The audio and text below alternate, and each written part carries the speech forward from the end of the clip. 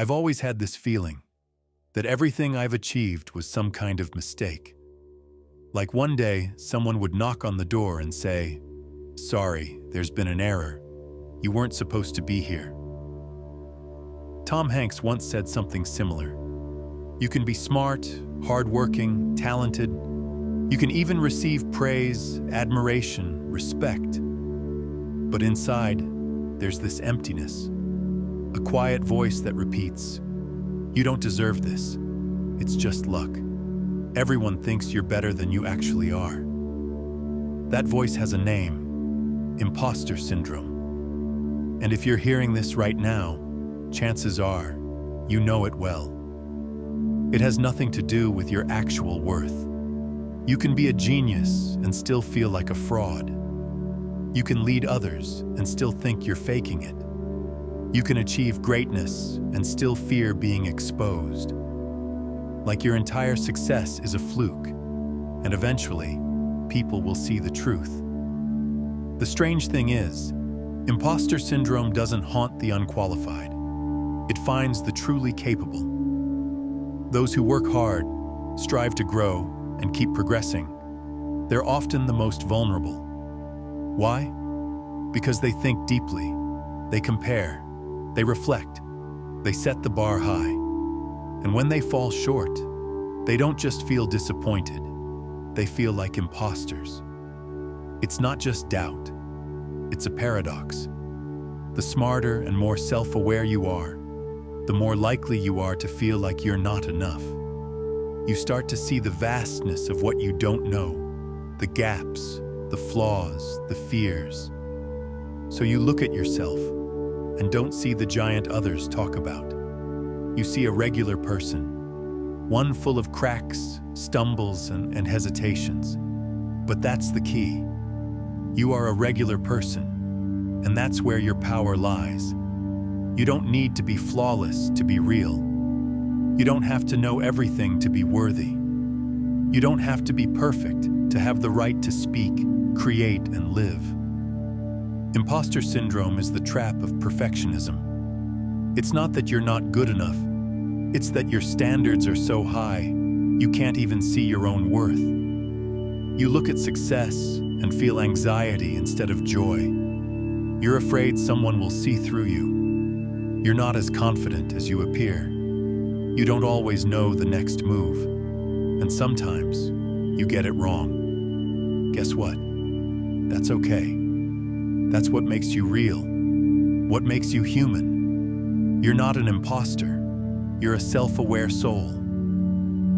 Studies show up to 70% of people experience imposter syndrome at some point. Scientists, actors, doctors, entrepreneurs. Sheryl Sandberg, COO of Facebook, admitted feeling like a fraud every single day. Maya Angelou, one of America's most celebrated authors, once said, "I've written 11 books, but each time I think, they're going to find me out." Even the greats wrestle with that voice, that whisper that says, "You're not enough." But here's the truth. Imposters aren't those who can't, but those who believe they can't. They're not faking it. They just don't see their own light. There are many faces of imposter syndrome. There are the perfectionists. They reject their achievements unless they're flawless. Every error feels like failure. The experts, they feel uneasy unless they know absolutely everything. The soloists, they think asking for help is a weakness. The natural geniuses, if something doesn't come easy, they think they're not smart. The superhumans, they push themselves to excel in every area, all at once. Sound familiar?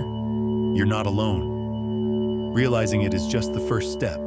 The next is learning to live not under it, but alongside it. Here are a few ways to start. First, awareness. Listen to your inner dialogue. When you say, "I didn't earn this, it was just luck," stop. Ask, is this a fact or just a fear? You'll be surprised how often fear dresses itself as truth. Second, record your wins. Each evening, write down one thing you did well. It doesn't need to be grand. Sometimes it's just not giving up. Third, talk. Share your fears with people you trust. Often, the moment you speak them aloud, they lose power. You'll realize almost everyone successful feels the same. Fourth, stop comparing. You see someone's highlight reel, but not the battles behind it. Everyone has their own scars, timeline, and path. And finally, the most important, let yourself be a student. You're not supposed to know it all. You have the right to learn, to fall, to rise again. That doesn't make you a fraud.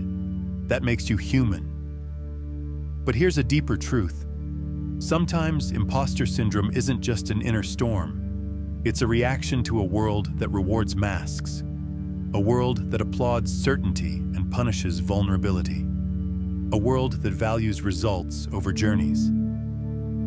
If you're someone who feels deeply, you may sense that misalignment more acutely. But that very depth, that's your gift. Because if you can doubt, you can search. If you can question, you can grow. And if you can feel, you are alive. You are not an imposter. You just haven't yet seen how truly valuable you are. Maybe now's the time to stop diminishing and start honoring, to stop denying your path and start walking it, honestly, with fear, but with faith. Imposter syndrome won't vanish overnight, but you can learn to walk beside it, not in spite of it, but with it. Because being real doesn't mean being certain. It means moving forward, even through doubt. You are the journey. You are the unfolding. And you are always, always more than you think. So ask yourself now, what's one thing in you that is real no matter what? Start from there. And if this message touched you, share it. And comment below. When did you first feel like an imposter? What helped you face it? You don't need to be perfect. You just need to be yourself.